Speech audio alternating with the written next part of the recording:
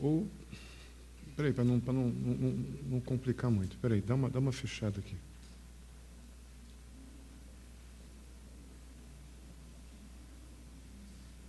Irmãos, um minuto. Lutamos aqui com a tecnologia. Duvido que João, Moisés passavam por essas coisas.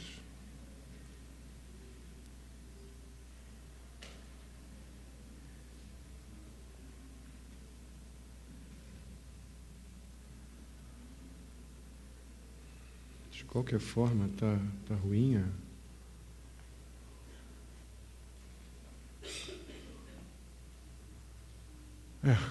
Vamos assim mesmo. Tá bom, muito obrigado. Muito bem, irmãos. Deixe sua Bíblia aberta aí em Gênesis 28.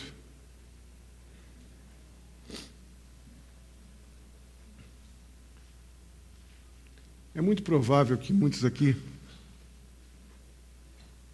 tenham a experiência agora como pessoas convertidas, pessoas já crentes em Jesus Cristo, possam dizer que, mesmo antes de sua conversão, já percebia, obviamente não identificava isso espiritualmente, mas hoje, com a mente de Cristo, como pessoas convertidas, habitadas pelo Espírito de Deus, percebem que Deus já vinha protegendo, guiando, orientando sua vida em situações das mais diversas que a gente passa na vida antes de Cristo. Mas hoje, uma vez com Cristo convertidos, nós podemos afirmar que Deus nos poupou, Deus nos preservou, Deus nos guiou, sejam nos momentos de alegria ou naquelas crises, naqueles momentos muito ruins nossos passados, naqueles momentos onde nós estávamos andando na contramão da vontade de Deus. Hoje, em Cristo, a gente pode, fazendo uma avaliação desse tempo, perceber que Deus estava em tudo aquilo, nos impedindo de chegar a lugares talvez irreversíveis, a situações até mesmo de morte, para que pudéssemos agora estarmos em Cristo Jesus. É possível isso? De olhar para trás e ver situações assim? Eu creio que não foi diferente com o nosso querido Jacó. Acredito que realmente, mesmo antes dele ter um profundo relacionamento com Deus, Deus, muito obrigado, meu irmão. Deus já vinha cuidando dos seus caminhos, mesmo nos seus fracassos morais e espirituais. Deus já vinha soberanamente cuidando, cantamos isso agora, né? Sobre a gratidão que precisamos ter diante de uma soberania de Deus, que até sobre os momentos dos nossos fracassos, Deus continua soberano. Eu estou muito inclinado a olhar para a vida de Jacó desse jeito. Deus atuando dessa maneira na vida deste homem, e eu não vejo qualquer evidência para que nós encontremos a conversão de Jacó antes de Gênesis 28.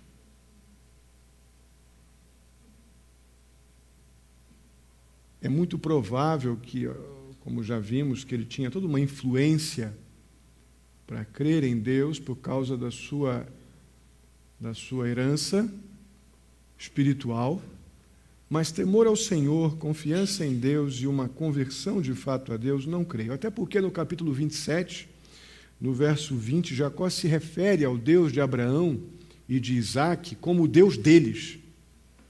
Ele diz lá no verso 20 do capítulo 27, que é o seu Deus, ou seja, o Deus de Abraão e Isaque.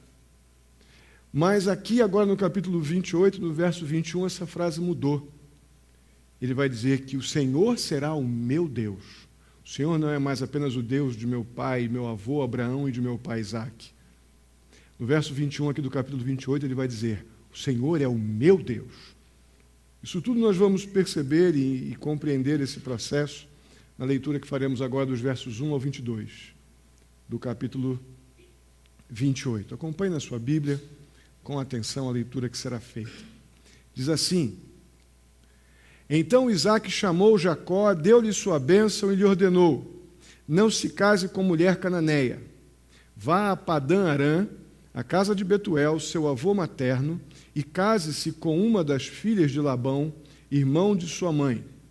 Que o Deus Todo-Poderoso o abençoe e faça-o prolífero e multiplique os seus descendentes, para que você se torne uma comunidade de povos.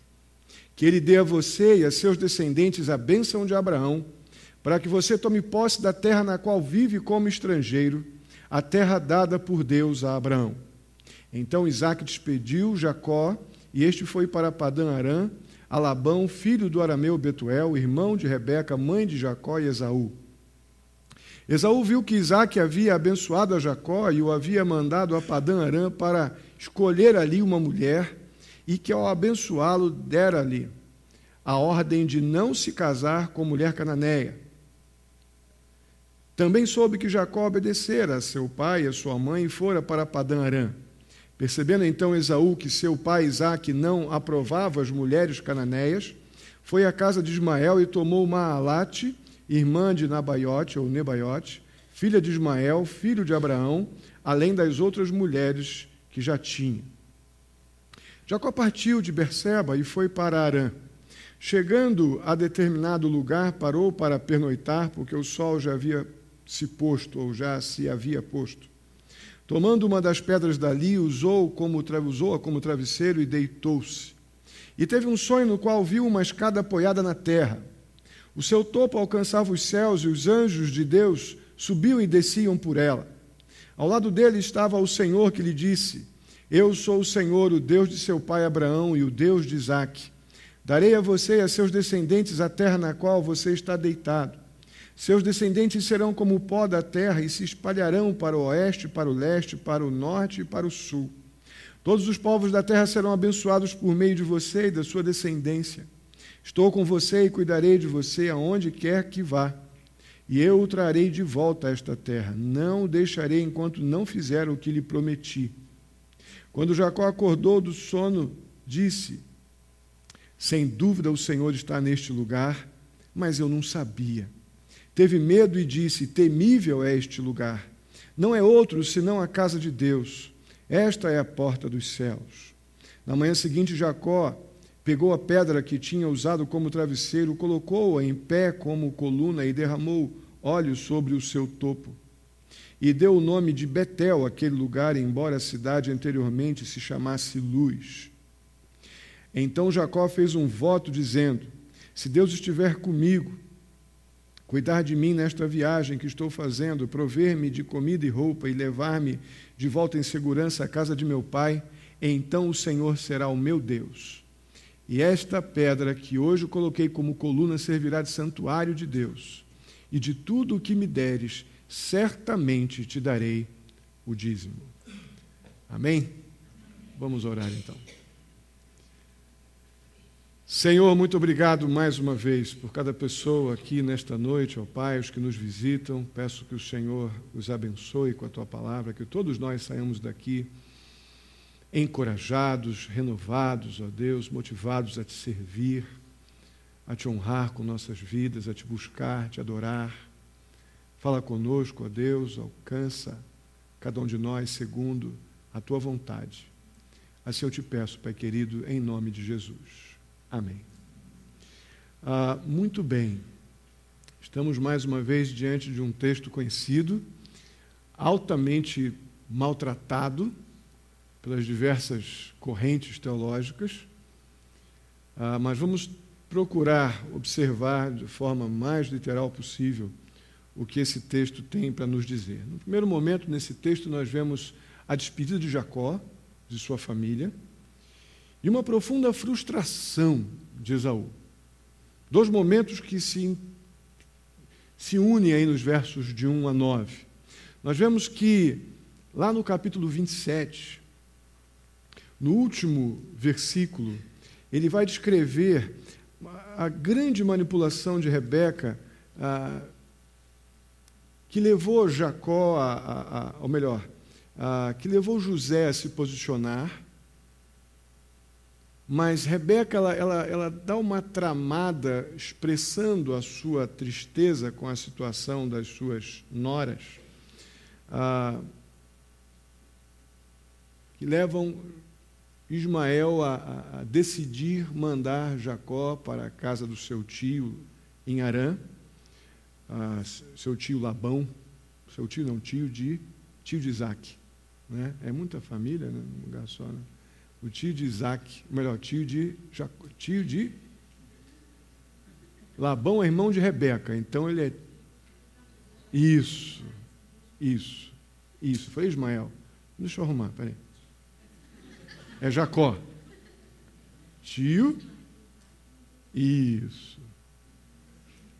Olha o que diz aí no verso 46 do capítulo 27. Então Rebeca disse a Isaque: estou desgostosa da vida por causa dessas mulheres hititas.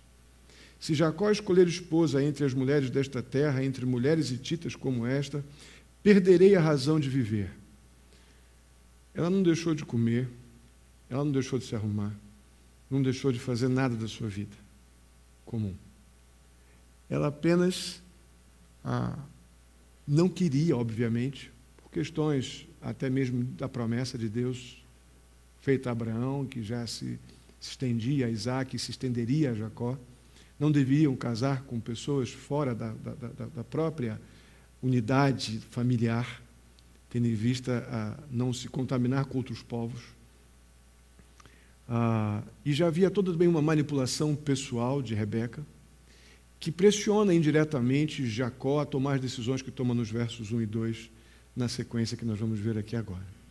Os versos 1 e 2 do capítulo 28 diz assim: então Isaque chamou Jacó, deu-lhe sua bênção e lhe ordenou: não se case com mulher cananeia, vá a Padã-Arã, a casa de Betuel, seu avô materno, e case-se com uma das filhas de Labão, irmão de sua mãe. Algo surpreendente acontece aqui nesses versos de 1 a 9. Não vou poder entrar em todos os detalhes, mas um detalhe em particular aqui me chama muito a atenção, é que Esaú e Jacó ainda não tinham recebido instruções diretas e claras de Isaque quanto ao casamento com mulheres cananeias. Ou seja, mulheres da região de Canaã, onde tinham ali os hititas, então por isso está sendo chamado de mulheres cananeias. Não é? Não tinha, até agora, se você fizer uma pesquisa de tudo que nós já vimos desse contexto histórico aqui, não há uma orientação exclusiva. Isaque chegou, sentou com Esaú e Jacó: olha, não quero que vocês se casem com mulheres cananeias. Não tinha havido nada de claro. E a gente vê isso muito bem na resposta, na maneira como Esaú responde, reage a essa orientação que agora Isaque dá a Jacó. Olha o que diz nos versos 6 a 9. Esaú viu que Isaque havia abençoado a Jacó e o havia mandado a Padã-Arã para escolher ali uma mulher, e que ao abençoá-lo dera a ordem de não se casar com uma mulher cananeia.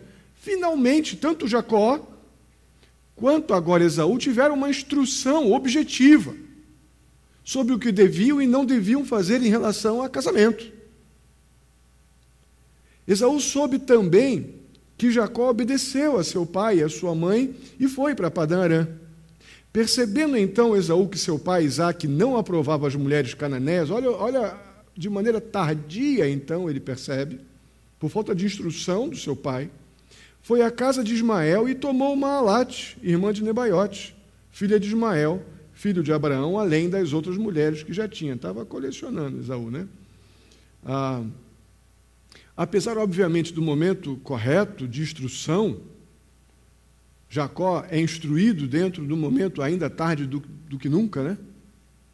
Mas foi instruído. Isso aconteceu muito tarde na vida dos dois. Meus irmãos, Jacó, aqui a essa altura do campeonato, ele tinha 77 anos de idade quando desceu para Arã. Um garoto. 77 anos de idade. Olha como foi demorada a instrução do pai em algo tão sério, tão importante. Isso, na prática, numa matemática direta aí, significa que Jacó não se casou até que ele tivesse 84 anos. Vamos ver semana que vem, no texto, no capítulo 29, no versos 18 a 20, que ele precisou trabalhar 7 anos para casar-se com uma das filhas de Labão. Então ele tinha 77 mais 7 quando casou, então ele só casou com 84 anos. E a moça, aí Flavinho, a esperança. Que isso, gente. Ô, amado. E era, olha o lado bom da coisa, era garotão. Jacó era um meninão. 84 anos. Que beleza. Isso para alguns é consolador, né? Irmãos, Esaú é instruído nesse assunto 37 anos depois que ele tomou mulheres hititas para si. Ele toma conhecimento dessa instrução paterna 37 anos depois que ele já tinha casado com as mulheres hititas. Olha a demora de Isaac para cumprir o seu papel de conselheiro como pai. Aqui é uma instrução muito objetiva para nós como pais. Que devemos ter uma postura fiel em relação ao conselho em relação aos nossos filhos. O dano disso aqui foi muito grande para Esaú. Não nos omitir, nem transferir nossa responsabilidade para ninguém. Imagina a frustração de Esaú tomar conhecimento disso 37 anos depois dele ter tomado mulheres hititas para si. Agora talvez ele estivesse começando a entender um monte de coisas que até então não entendia, apenas agia. O fato é que, depois desse episódio, Isaac, resignado, abençoa Jacó e Esaú não. O abençoado, recebendo as bênçãos de filho primogênito, foi Jacó. Esaú desesperou-se. Esaú ficou mal e procurou dar um jeito. Tentou ganhar a aprovação do pai na marra. Eu tenho que dar um jeito. Agora que eu estou sabendo como agir, então eu vou arrumar uma esposa não cananeia. Vou dar meus pulos para cá e para lá, porque eu quero agradar meu pai. Esaú vai então, aqui no verso 9, o texto diz que ele vai e pega Maalate para si, filha de Ismael.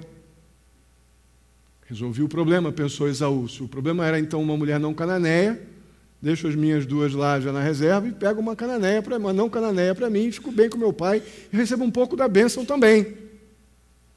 O problema é que Esaú pulou um princípio muito importante, ele não entendeu a questão da santidade, da pureza, da obediência, do temor ao Senhor.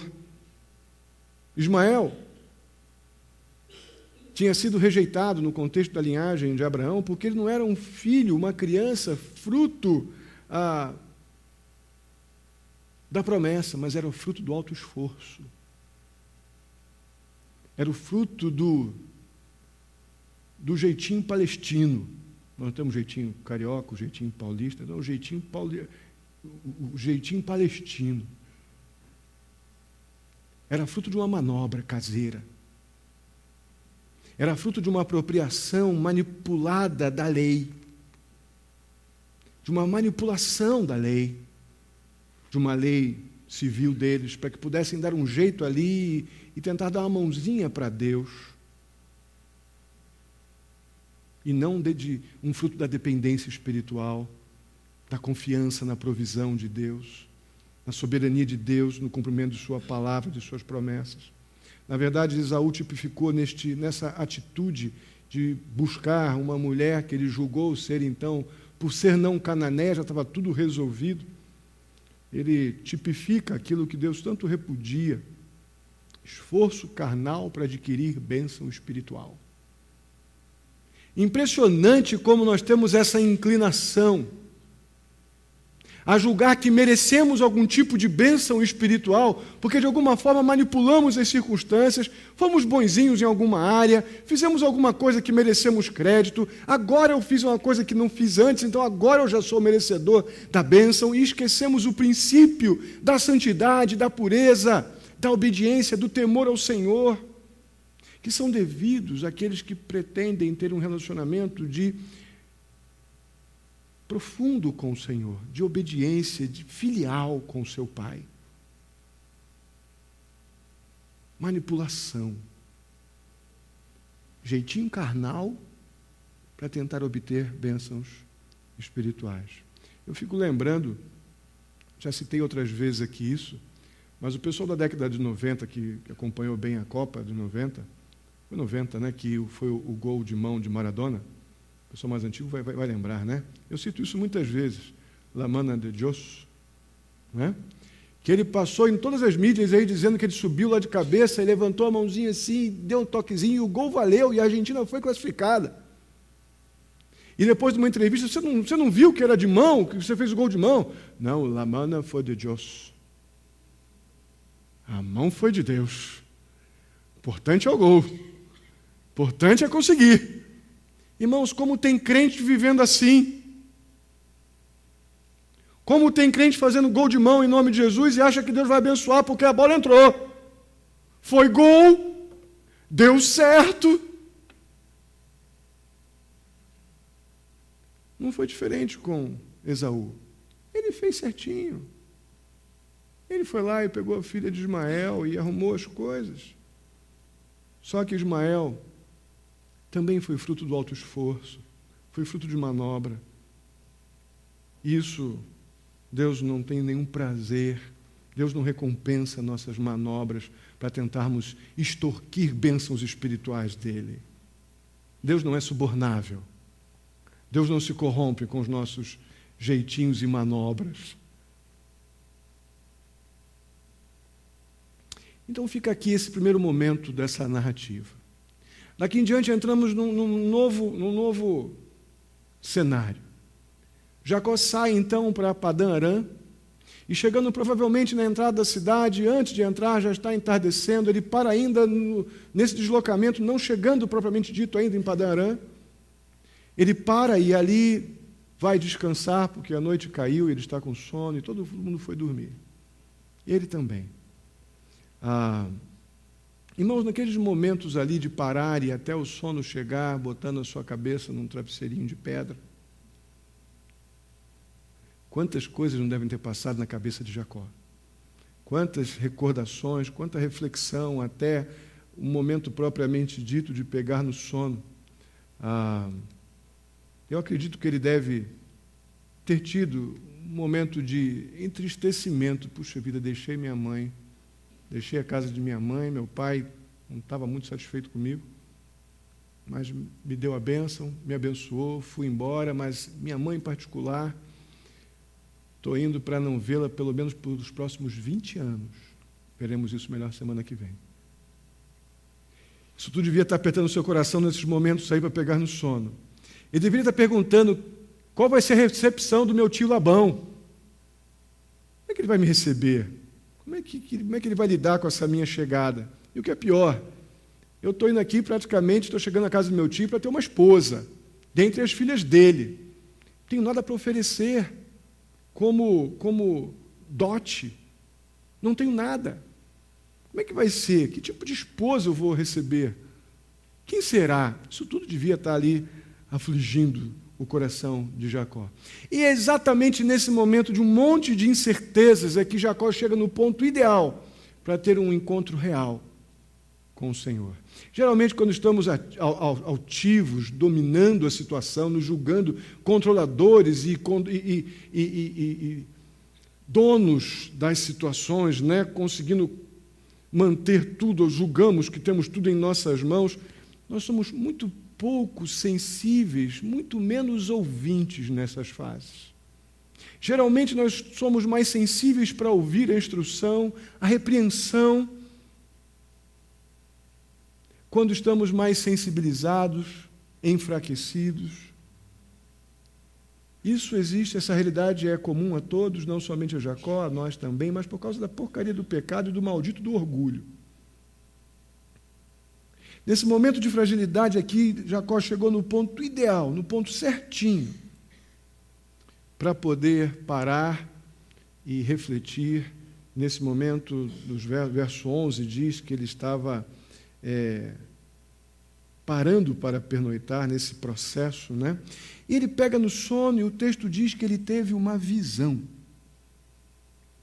Isso não é doutrina. A gente ficar buscando visão hoje, porque Jacó não tinha nenhuma folhinha da Bíblia.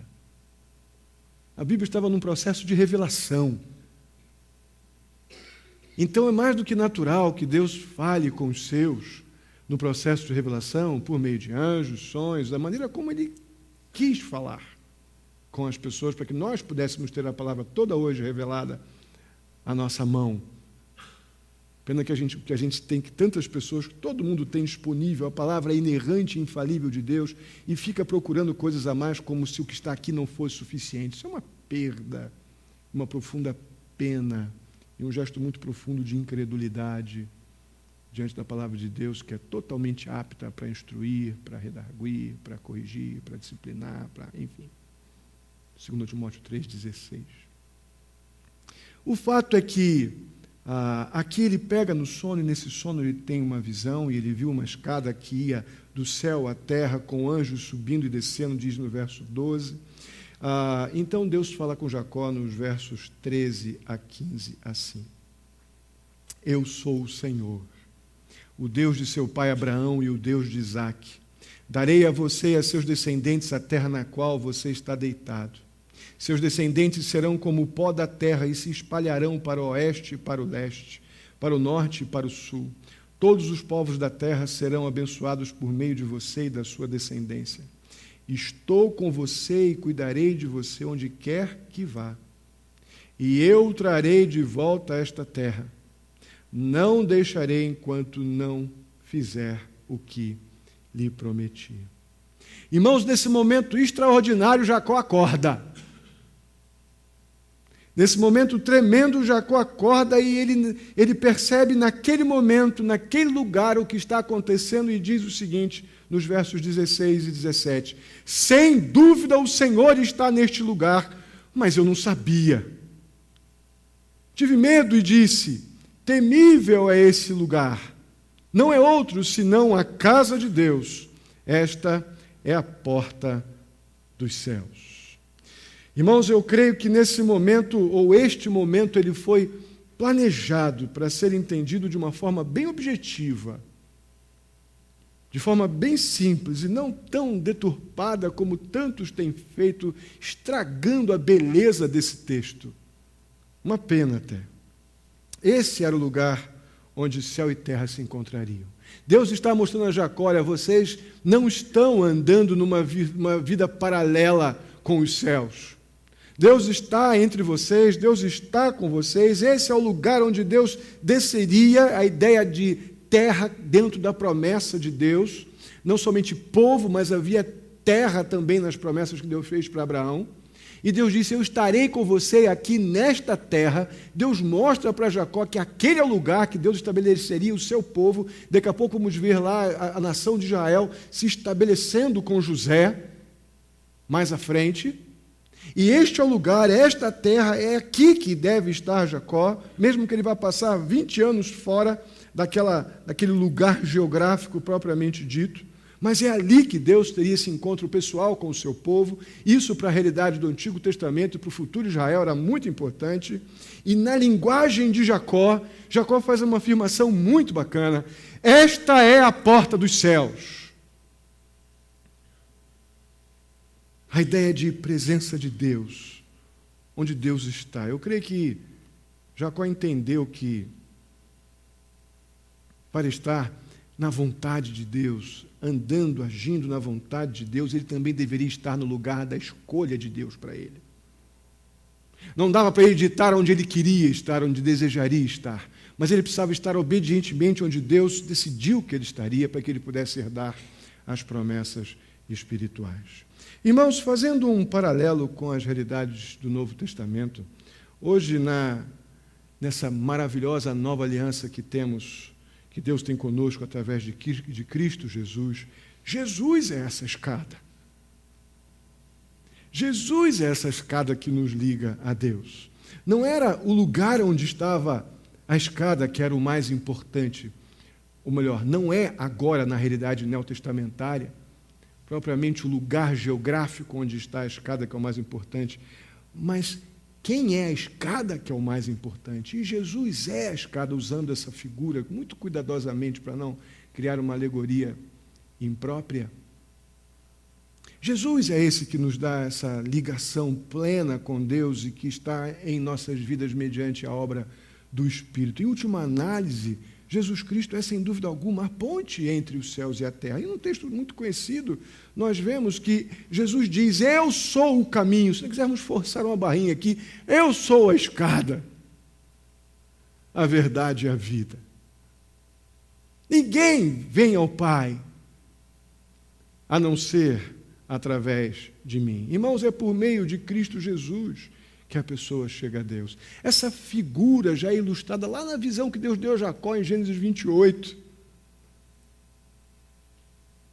Essa realidade de Jacó, dentro do seu contexto, se configura de forma definitiva em Cristo Jesus e em nossas vidas. Jacó viu o que ele precisava ver naquele momento da sua vida. E nós temos o que precisamos plenamente consumado, a visão e a promessa em Cristo Jesus nos contornos da nova aliança. Qual a resposta, então, de Jacó a tudo isso? Onde chegamos aqui na conversão propriamente dita? Resultados bem práticos da conversão de Jacó nos versos 18 a 22.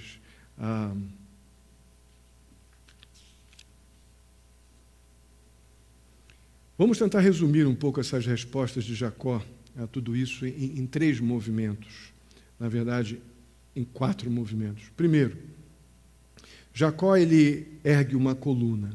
Diz nos versos 19 e 18. Na manhã seguinte, Jacó pegou a pedra que tinha usado como travesseiro, colocou-a em pé como coluna e derramou óleo sobre o seu topo, e deu o nome de Betel àquele lugar, embora a cidade anteriormente se chamasse Luz. Então, percebam que a ideia de um memorial está bem estabelecida aqui. Eu gosto muito disso. Me lembra, eu preguei há algum tempo atrás sobre a questão do memorial e como é importante nós não passarmos, não permitirmos que as coisas aconteçam em nossa vida e se transformem numa lembrança distante, algo que ficou no passado, mas que não tem uma representatividade maior no presente, porque simplesmente eu esqueci. As marcas que Deus permite em nossas vidas, as coisas, os momentos espirituais, esses encontros especiais que Deus nos dá, não devem ser tratados com displicência ou negligência. Como a nossa conversão. Quando temos esse encontro pessoal com Deus, especial com Deus, deveríamos fazer como Jacó fez. Ele pega a sua pedra, que então era um travesseiro, e transforma aquela pedra num memorial. Levanta aquela pedra e a coloca de quina para marcar aquele lugar, dando a ideia, chama de Betel, e Betel seria o título de Betel seria a casa de Deus. Ele ali coloca: não, eu não vou deixar esse memorial aqui porque eu vou voltar. E para que eu nunca esqueça do que aconteceu aqui. Esse momento especial que eu tive com Deus e que Deus teve comigo. E eu vou guardar este lugar, vou marcar este lugar, vou dar nome a este lugar. A ideia do memorial é algo muito importante, muito significativo. Ele fez isso. Essa coluna seria um memorial, que eu estou chamando isso de um segundo movimento. Ele marcou aquele lugar porque ele voltaria para ali. Ele queria um lugar para adorar ao Senhor, e ele fez daquele lugar, daquele momento, lugar especial, num momento especial, ele fez também um lugar de adoração. Você percebe por que as coisas espirituais passam pela gente tão acidentalmente? Todos nós tivemos já momentos muito importantes, especiais com Deus. Todos os momentos com Deus precisam ser especiais e maravilhosos. Mas nós sabemos aquele momento onde Deus trata aquelas questões pessoais, mais íntimas, aqueles momentos onde nós temos um momento de consagração, de entrega, coisas especiais que não deveriam ser esquecidas, não deveriam ser tratadas como acidentes, não deveriam ser tratados simplesmente como circunstâncias apenas que me moveram para chegar aqui, como tantas vezes aconteceram com Abraão e nós já vimos. Nós precisamos transformar esses momentos em momentos especiais, momentos de adoração. Não é criar nenhum tipo de situação idólatra. Aqui Jacó não está botando uma pedra para adorar pedra. Ele está botando uma pedra para dizer: eu preciso me lembrar do que aconteceu aqui. Eu preciso me lembrar para cultuar o meu Deus toda vez que eu passar por aqui. E não transformar as bênçãos de Deus em meros acidentes na minha vida. Para isso que esse momento está servindo. E nos versos 20 a 21, Jacó faz a sua confissão de fé, ou sua profissão de fé. Ele aqui dá o seu testemunho de conversão, nos versos 20 a 21. que diz assim: então Jacó fez um voto. Ele prometeu. Falamos sobre voto aqui sábado, não é? Ele fez uma promessa a Deus: Senhor, eu prometo, se Deus estiver comigo, cuidar de mim nesta viagem que estou fazendo, prover-me de comida e roupa e levar-me de volta em segurança à casa de meu pai, então, como disse no começo da mensagem, o Senhor será o meu Deus. Lá no capítulo 27, ele diz: o Deus de vocês, Abraão e Isaque. Agora ele está dizendo: o Senhor será o meu Deus. Isso é bastante importante, mas a gente precisa parar e pensar num detalhe aqui. Nós somos inclinados a ver esse se Deus, como mais uma negociação de Jacó, né? Os antecedentes de Jacó não ajudam muito. Nós somos inclinados a ver esse se aqui como mais uma jogada, mais uma manipulação. Certamente Jacó ainda é um crente imaturo, ele está tendo um encontro pessoal com Deus agora. É fato, repito, que a história de Jacó não ajuda muito a gente a aliviar a barra dele. Mas ele é um crente em crescimento, como nós vimos Abraão durante um bom tempo. E o que está acontecendo aqui? Eu sou muito inclinado a ver esse se como uma vez que. Senhor, uma vez que o Senhor está comigo, o Senhor cuida de mim, cuidou de mim nessa viagem, o Senhor tem me provido com comida e com roupa, e há de me levar de volta em segurança à casa de meu pai, então o Senhor será o meu Deus. Sou muito inclinado a ver esse se dessa forma, uma vez que. Porque ele já tem promessas de Deus aqui de que ele voltaria. No verso 15, Deus diz a ele: não deixarei enquanto não fizer o que lhe prometi, ou seja, vou te botar de volta na sua terra. Então, realmente eu penso assim neste momento aqui da vida de Jacó. Jacó, uma vez convertido, ele faz um voto a Deus, ele compromete-se com Deus. Irmãos, quantas vezes já nós tivemos momentos especiais, na sua própria conversão, nós fizemos promessas: Senhor, quantas vezes nós já fizemos isso?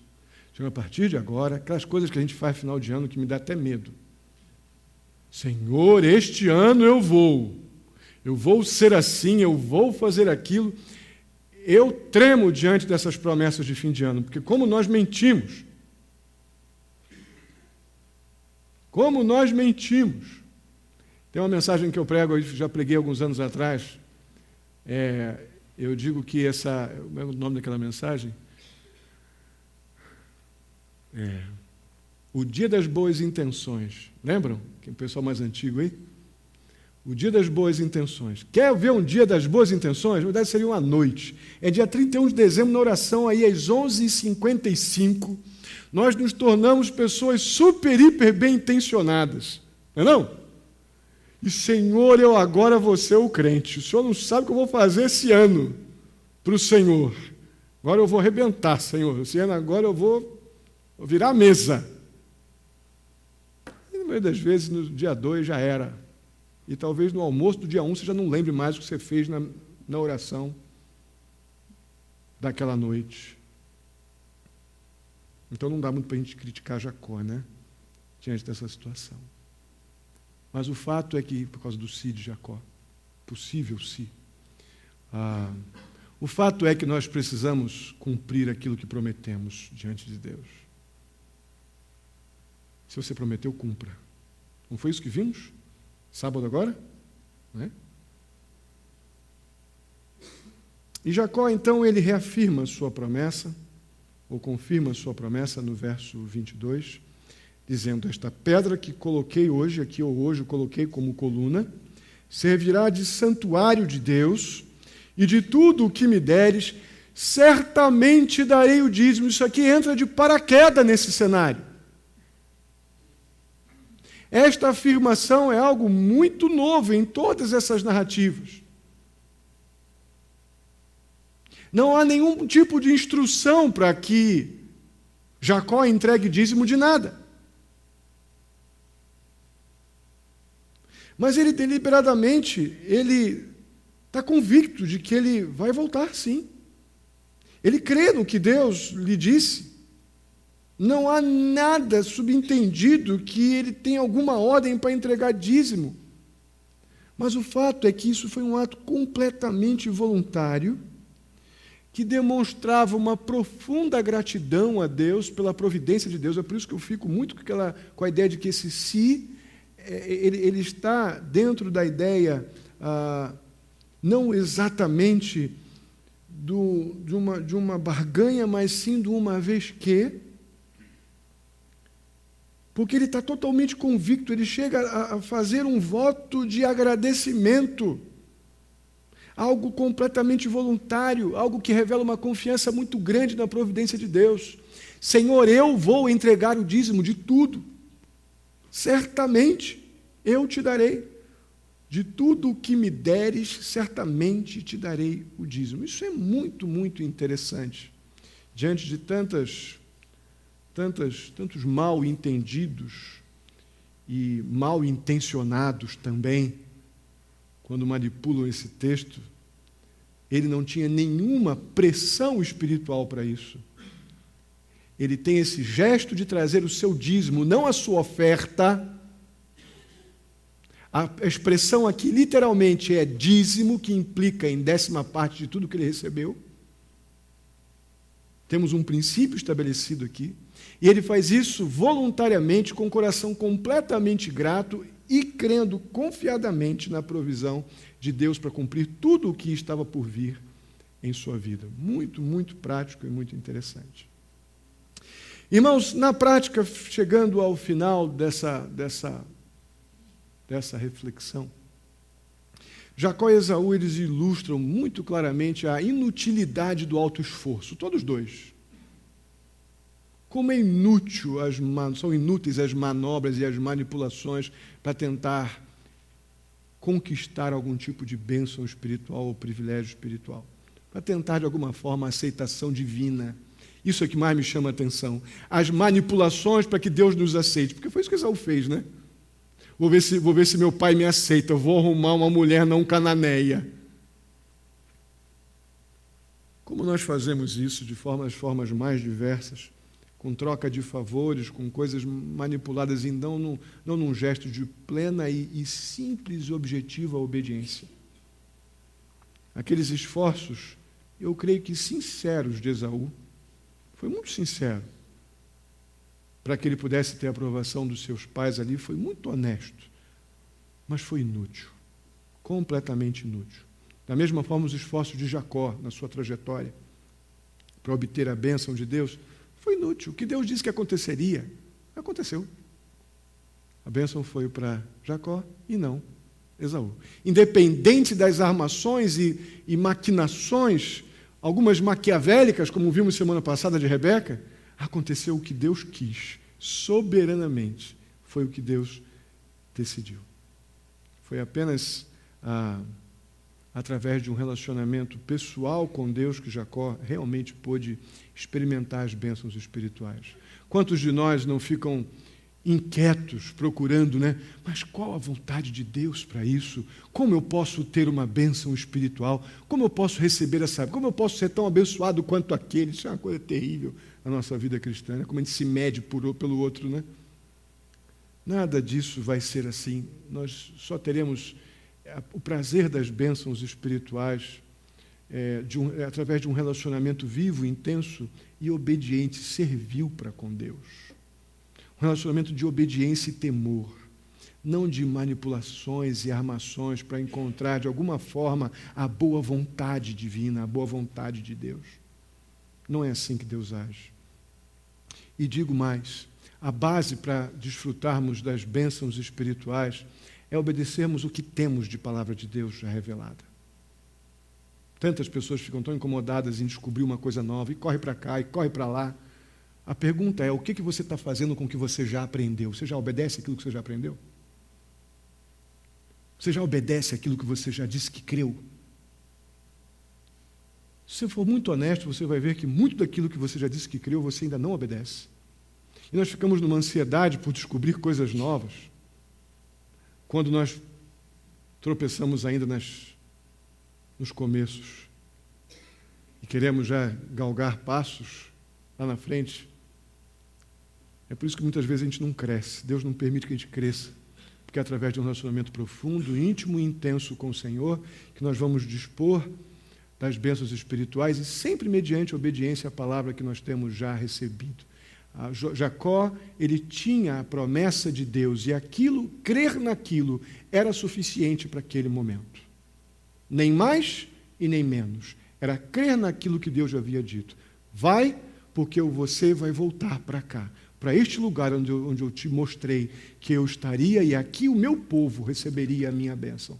Não somente você, mas o povo que está por vir a partir de você. Obediência sempre vai nos levar a desfrutar das bênçãos espirituais, não manipulações.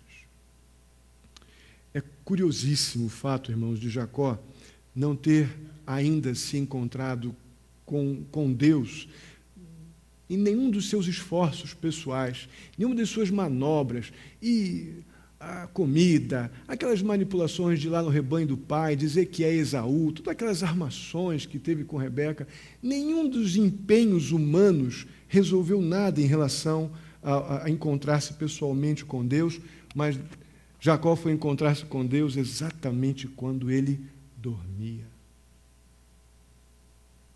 E dormindo, alguém pode fazer alguma coisa dormindo? Pois foi dormindo que Deus disse: eu estou neste lugar, creia. Quando não tinha manipulação, não tinha nenhuma atitude humana, manipulação humana. Pois quando ele dormia, Deus o abençoou com suas promessas. É quando descansamos em Deus e em sua palavra que nós descansamos nas promessas, nos cuidados do Senhor. Enquanto nos esforçamos carnalmente, não vamos conseguir nada.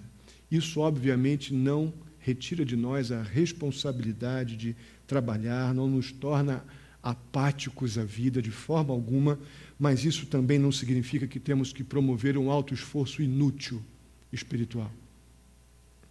Inútil, impróprio, indevido.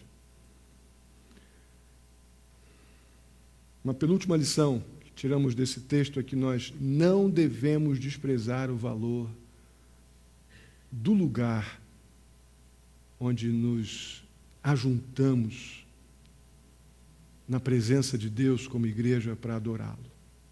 Não devemos desprezar. Lá no contexto de Jacó, lá no deserto da Palestina, na futura região de Canaã, que ainda era uma terra ocupada pelo povo cananeu, mas Deus disse para Jacó: eu estarei aqui, eu estou aqui, eu estou presente aqui, e é aqui que eu quero que você esteja, e é aqui que eu quero que você e o povo que virá a partir de você me adore. Se Deus coloca uma ênfase dessa tão forte, por que a gente tem a tendência tão estranha de minimizar o lugar onde nos ajuntamos como igreja para adorá-lo, num contexto, obviamente, de presença de Deus, mas onde estiverem 2 ou 3 reunidos em meu nome, diz o Senhor, ali Ele estará. Mas eu quero que você traga um pouco à luz dessa analogia com o que está acontecendo ali no texto do capítulo 28 de Gênesis, e traga isso para este momento nosso agora, para essa reflexão. Nos dias de Jacó, experimentar a bênção de Deus significaria estar no lugar onde Deus tinha prometido abençoar. Eu ouço pessoas, de vez em quando, mais no passado, hoje bem menos, mas ainda ouvimos de forma geral, pessoas dizer assim: eu posso adorar a Deus em qualquer lugar, não preciso estar na igreja.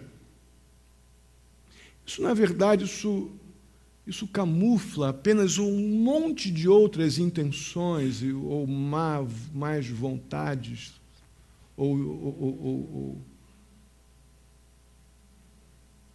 desejos maus, enfim.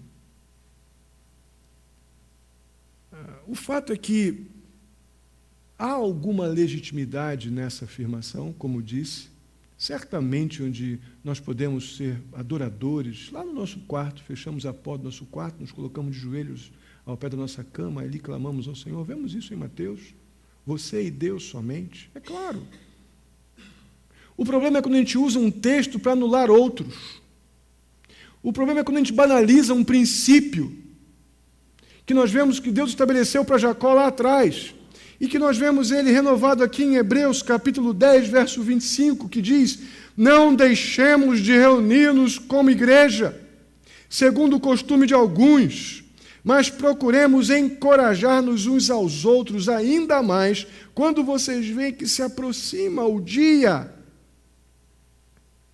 Diga para mim como você pode cumprir esse texto da Bíblia, pô-lo em prática, se você decide apenas ser crente dentro de casa. Como você pode encorajar o teu irmão em Cristo? Como você pode encorajar uma outra pessoa que esteja talvez ainda engatinhando na fé? Se você decidiu egoisticamente que você vai ficar apenas desfrutando do seu relacionamento com Deus de uma forma enclausurada e doméstica, por que você não vai para um monastério? Mas decidimos ficar em casa, na televisão e na internet. Vai para o monastério. Isole-se, trancafie-se no banheiro. Se a questão é ficar com Deus, desliga a televisão. Saia das distrações. Vá ficar com Deus. Perceba que as nossas intenções, normalmente, ela tem segundas e terceiras intenções nessas afirmações. De fato, onde 2 ou 3 estiverem reunidos em nome do Senhor, ali, de fato, o Senhor estará. Mas a questão é que nós vemos um princípio estabelecido aqui em Gênesis 28 que não deveríamos deixar para lá.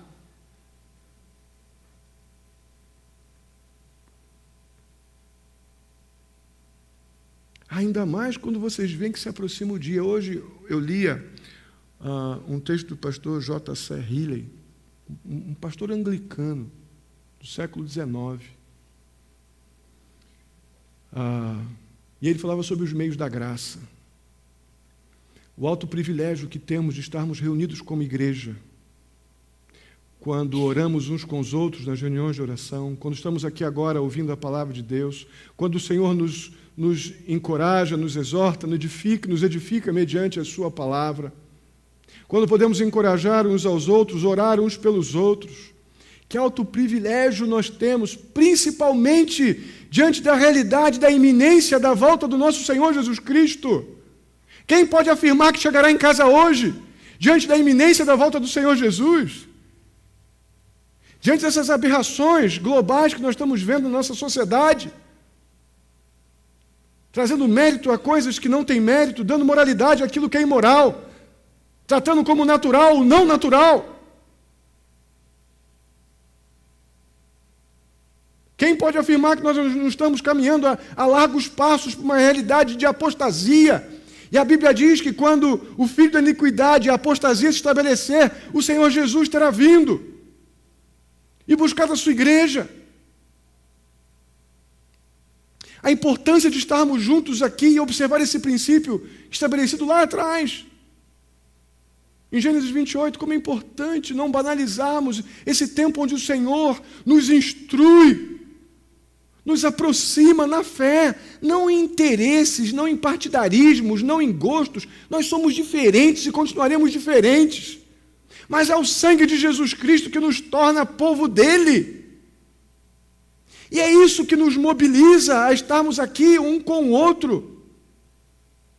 Não pode ser outra coisa. Nenhuma outra coisa tem poder para nos manter aqui. Nós sabemos quantas coisas têm poder para nos afastar daqui. Mas somente o sangue de Jesus tem poder para nos manter aqui. Amém? Isso é uma verdade espiritual. Por isso que é tão importante entendermos estas verdades aqui, apresentadas em Hebreus 10, 25. Ainda mais quando vocês veem que se aproxima o dia onde estaremos para sempre com o nosso Senhor Jesus Cristo. E uma última aplicação prática. Irmãos, a conversão de forma alguma significa uma entrada imediata num oásis espiritual na terra. Jamais. Jamais.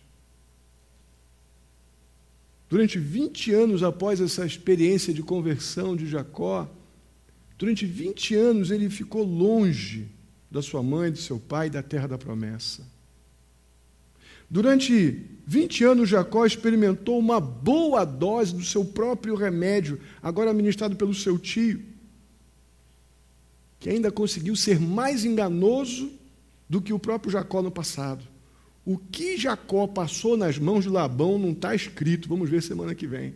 Tomou uma dose garrafal do remédio que ele quis dar ou deu a Isaac. Tomou o remédio que ele deu de jarro. Irmãos, um relacionamento profundo e pessoal com Deus não garante apenas momentos especiais e tranquilos na nossa vida. De forma alguma. Mas certamente nos assegura perdão de pecados. Um relacionamento pessoal, íntimo, intenso com Deus nos assegura segurança de vida eterna. Ainda que eu morra, eu viverei. Um relacionamento profundo e pessoal com Deus nos assegura a presença de Deus em cada momento da nossa vida. Presença piedosa, fiel, paciente, misericordiosa, graciosa. Precisamos nos esforçar, nos empenhar por esse envolvimento íntimo, constante e intenso com o Senhor. Como? Submeta-se às verdades bíblicas que você já confessou crer. Se apegue com amor, com compromisso às bênçãos que você já recebeu, crie memoriais na sua vida, para não ser um crente negligente, distraído, manipulador, tentando encontrar a simpatia de Deus, para que Deus te abençoe por manipulações carnais. Não conseguiremos nada de Deus assim. Mas um servo obediente, piedoso, ele recebe as bênçãos do Senhor enquanto dorme. Amém? Vamos ficar de pé e vamos orar.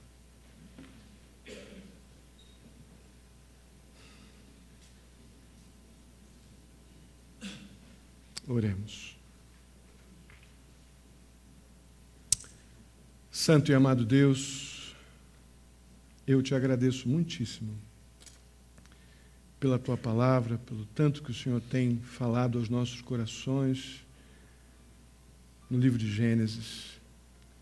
Muito obrigado a Deus, porque nós vemos muito zelo da tua parte para com esses homens e para conosco, ó Deus. Como o Senhor tem demonstrado misericórdia, paciência para conosco, nos mostrando através da vida desses homens que o Senhor usou de forma tão espetacular na história, que eles não eram super-homens, não. Eles tinham pés de barro. Eles faziam coisas, algumas vezes, difíceis de repetir. Mas ainda assim o Senhor os convencia do pecado como convence a nós. Os conduzia ao arrependimento como conduz a cada um de nós. E os levava a uma mudança, ó Pai, de projetos, para que o teu nome seja honrado e glorificado.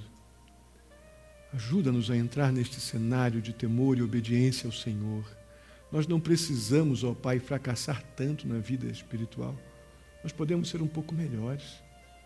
Nós temos a referência desses homens aqui, daquilo que não devemos fazer e depois daquilo que devemos fazer como homens e pessoas que te amam, que te adoram, que reconhecem o Senhor como o Senhor de nossas vidas. Tira, ó Deus, essa capacidade maldita da gente tentar manipular as circunstâncias para tentar encontrar favor divino. Nos ajuda simplesmente a obedecer, parar de tentar nos justificar com argumentos inúteis e confessar quando erramos que pecamos e mudar em nome de Jesus, fazer outros planos, fazer o que é certo, tirar o que é errado e botar o certo no lugar do errado, não tentar manipular, encobrir as circunstâncias para tentar encontrar benefícios espirituais. Tira essa capacidade maldita das nossas inclinações, Senhor. Ajuda-nos a te adorar, a erguer memoriais, ó Pai. Memoriais que lembram o teu favor. O dia da nossa conversão, o dia que o Senhor nos salvou, que fomos libertos da escravidão do pecado. Que possamos erguer memoriais e fazer votos, ó Deus. Fazer promessas e cumprir promessas, ó Pai, feitas ao Senhor. Ajuda-nos a te adorar com a nossa vida, com a nossa obediência, com o nosso compromisso de submissão ao Senhor.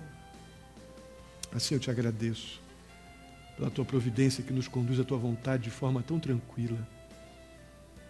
Sei com o coração de cada um, ó Deus, apacenta como bom pastor o coração daquele que entrou aqui aflito, que saia daqui revestido da paz gostosa do Senhor. Saia daqui pronto a erguer um memorial de adoração, um memorial de louvor, da tua providência, do teu cuidado. Nos ajuda a descansar no Senhor, ó Deus, a ponto de percebermos a bênção do Senhor só quando acordarmos, porque fomos plenamente, ó Deus, supridos enquanto dormimos. Assim eu te peço, muito agradecido. Leva-nos em paz para os nossos lares. Dá-nos uma semana em tudo provida, guardada, dirigida pelo Senhor. Te pedimos, ó Deus, essas bênçãos. Muito gratos pela tarde, nossa assembleia, pelo tempo que tivemos juntos aqui hoje, de comunhão uns com os outros. Louvamos, ó Pai, o teu nome por isso. No nome santo de Jesus. Que a graça do nosso Senhor e Salvador Jesus Cristo, o amor de Deus, nosso amado Pai, a comunhão e a consolação do Espírito Santo esteja sobre a vida de cada um de vós, queridos irmãos, hoje e até a vinda do nosso Senhor Jesus Cristo. Amém e amém. Deus os abençoe. Podem sentar. Tenha seu tempo de oração.